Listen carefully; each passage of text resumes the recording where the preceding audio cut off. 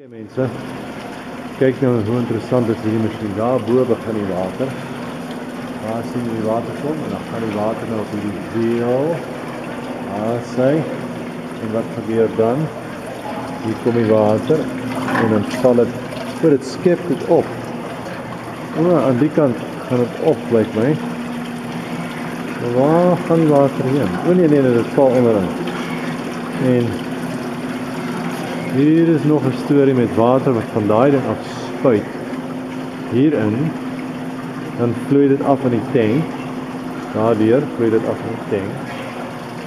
Dan kom dit onder uit en dan kom dit nou hier uit, dit is nou uit die tank uit, wat dit kom uit hierdie tank uit en dit kom met 'n onderpyp om en hierom.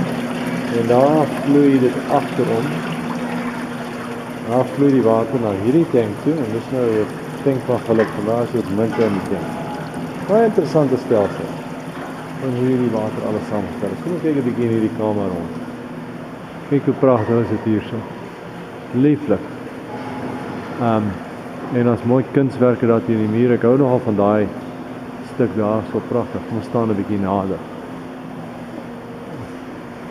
Dis nogal oulike Russiese werke ook in hierdie museum. Maar dit is my mooi in die. Baie mooi.